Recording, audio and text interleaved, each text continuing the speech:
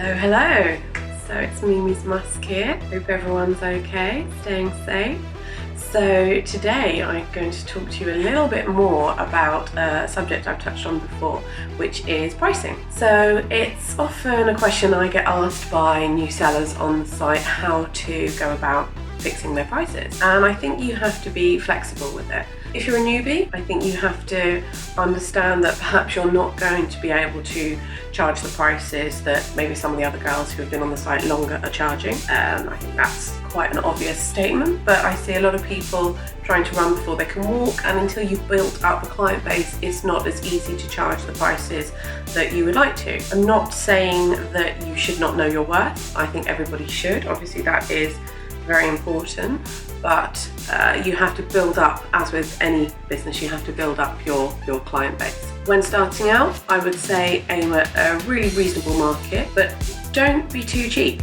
As I say, you do need to know your worth, and if you are undercutting all the other girls on the site, that is not benefiting anybody. There's so many different types of people, and they all have different needs, and they're not all gonna want what one particular girl is selling just because she's the cheapest. So that then potentially makes other girls look expensive when they're really not. It's just that something is being sold at a bargain basement price. So we don't want to do that. We want to make sure that there is room for everybody on here and everybody is having a fair experience and it's a fair market. So I think that's really important. You can look at different ways to justify your pricing or to cut costs and what have you. There are lots of different types of sellers and buyers. So some buyers are looking for very discreet packaging. Perhaps they are not living alone, so they will want plain envelope, nothing distinguishable on it at all. So obviously that's going to keep your cost down on shipping. But then there are other people who this is a real treat for them, so you may want to get some lovely boxes. I've got some really nice little, they're sort of bags, pink, really soft pastel pink bags that are sort of shipping bags. And they're sealable as well, so I can put things in there, or sometimes I have used little boxes if it's a special item. You can put tissue paper in there. I always include a little note and they get a little kiss from me.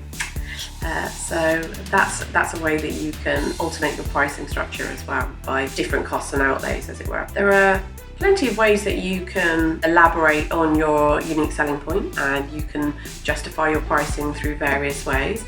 I think as long as we are all looking out for each other and not trying to undercut, the whole site will benefit from it. Buyers know what they're getting and that there's a general high quality across the board. If people want to have individual items that they specifically want, then you're going to build up that relationship and they will not be afraid to ask you for those. So yeah, I hope that's given you a little bit more insight into pricing structures.